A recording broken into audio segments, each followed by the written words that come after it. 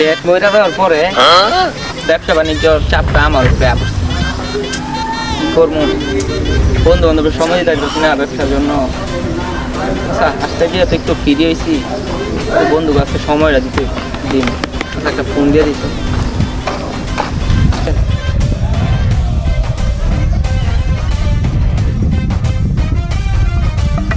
চাপে বন্ধু বান্ধব সব গেলাম গা, আজকে অবসর পেয়েছি, একটু আড্ডা উড্ডা দেবো।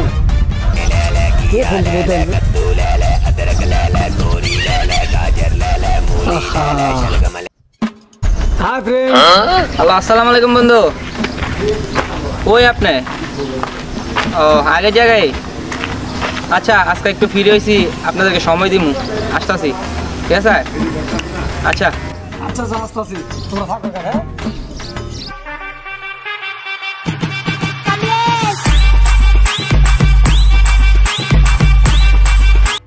আচ্ছা রেডি।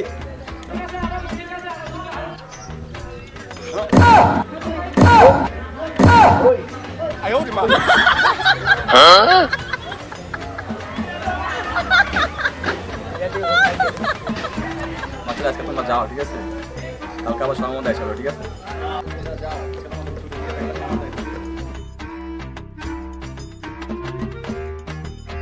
হাই ফ্রেন্ড,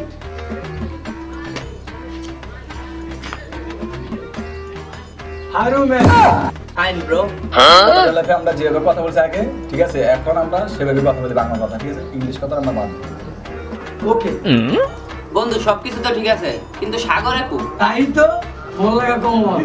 ওকে দিচ্ছি।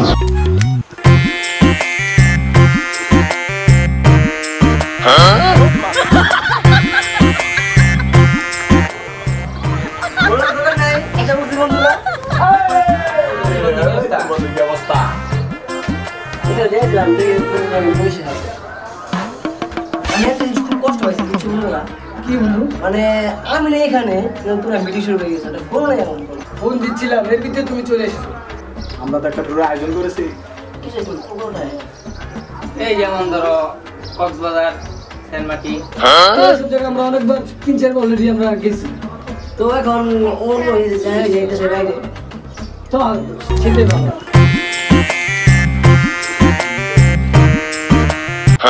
ভাইসান, তোমরা এখানে কি করতেছ? ও ড্যাড কাম হিয়ার। কি ব্যাপার, তোমরা কি নিয়ে কথা বলছে? এখানে একটা ট্যুর নিয়ে কথা যাচ্ছে, আমরা যাবো ব্যাংকক। ব্যাংকক? ও খুব সুন্দর জায়গা, ভালো জায়গা। তো কে কি ব্যবস্থা করছো? কে? তো আমি যাবার জন্য যা খরচ যাবে, তো খরচ আছে সব আমি দেবো। এটা তোমার খরচা? আর আর কে কি দিবে? আর আমি দেবো, আসার যা খরচ আছে সব আমি দেবো। ও আর আর ওখানে গিয়ে যা খরচ হবে সব আমার আরো। তাই? তোমরা যদি সব করো তাহলে আমি আছি কি করতে? ও ড্যাড লাভ ইউ। আরে ভাইয়েরা, হাসতে কোনো লাভ নাই, এ হলো বড় লোক। আর এখন দেখেন মধ্যবিত্তরা কি করে।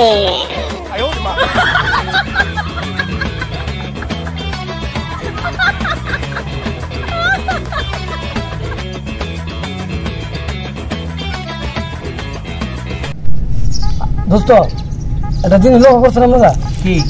এই সাগরে খুদা 30 দিনই এই লাঞ্চ টাইমে দেরি করে, রইলো কি কন? আর একটা বিক্রি করতেই হবে। আচ্ছা সাগরে এটা তো জানেনি, সাগরে দেরি করে আসে, তাও ওটা কথা না, কথা সেটা কালকে বন্ধ, শুক্রবারের দিন কালকে বন্ধ, তখন আমরা মানে বাইরেতে যাই বুঝাই।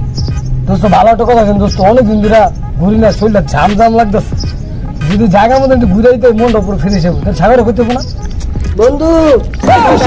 তুই সবসময় দেরি করে আসছে রে বন্ধু, কিছু মন করিস না। তোর ভালো সব হয়েছে কই দিলাম তো তোরা কোচ বেটা, আমার দুঃখটা কেউ বুঝে না। আমরা কোচের মাথা কানবেন। আমি বেটা আইতেছি তো বলো আড্ডা মারমু, আইতেছি আমার আব্বার লগে দেখা। আমার আব্বা আবার কি জানো, কি বলছে? আমার 2 টাকা বিরিয়ানি না দেয়। সত্যি কথা বেটা, বিশেষ করে তোরা। আচ্ছা যা হয়েছে আপনার বাদ দেন তো।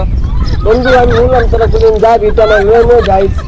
এই তোর অত ভিতরে উষ্টা দেব কমল চারা শুনলাম, তোর লে তো বলি তুই কি কচুর মাথা কইতাছি, তোর লে যাবো দিকে তো আমরা কইতাছি তোর কথা, তুই আর কছে তোর থেকে আমরা। হ্যাঁ বন্ধু লয়ে আমার। হ্যাঁ আচ্ছা তো তুমি গেলে কালকে 3000 টাকা লয়ে যাও সকালে। কি করলি তুই 3000 টাকা তুই আমার কিছু জানিস কি জানি তো হ্যাঁ আমার এর আগে আমি স্কুলে পড়ি হ্যাঁ আমার পিকনিকে যাওয়ার লেগে আমি আব্বার টাইমে এত গেছি হ্যাঁ হেরা মারাতে দেয় না এগুলা এই তোর আবার কি করবে জানিস কিছু শুনবি শুনবি তাহলে হল দিব তো বড় শুরু চলে নিস না বড় কাজ করতে করতে মনে হচ্ছে রোদটা উঠছে রে আব্বা ও আব্বা আব্বা মানে উফ, মানে একটা কথা ছিল কিসে কইবি তো মানে স্কুল থেকে আমার পিকনিক আছে হ্যাঁ পিকনিক আছে কিসে হন আমার 1000 টাকা লাগবে কি করলি তুই না কি করলি কোনো লাগবে না কিছু মানে 1000 টাকা হ্যাঁ। 1000 টাকা কামাইতে কয়দিন লাগে তুই জানোস হ্যাঁ এই ইট যে তুলতাছি আমি পাথরটি তুলতাছি ওই পাথরটি তুললে দিব আমার কত 200-300 টাকা দিব আর 1000 টাকা কামাই হলে কয়দিন লাগে জানোস 4 দিন ওরা কত টাকা জায়গা হ্যাঁ বুঝবি যখন আমি মরে যাবো গা তখন তুই ঠিকই বুঝবি বাপ কি জিনিস এই জায়গা সম্পত্তি এই খাতি খেলে বলি জায়গা সম্পত্তি তোর লাগে রাখছি তোর লাগে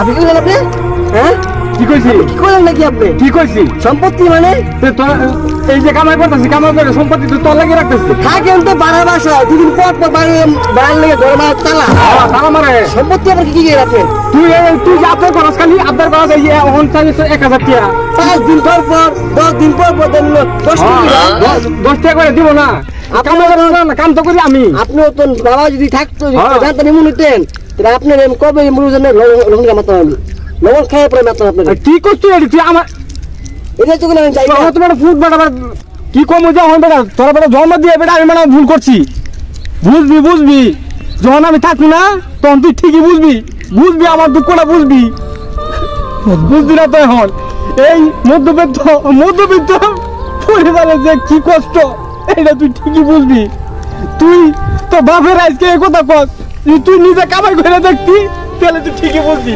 যে কামের কষ্ট যে মধ্যবিত্ত পরিবারের কি কষ্ট। ভিডিওটা ফানি হলো কথাগুলো বাস্তব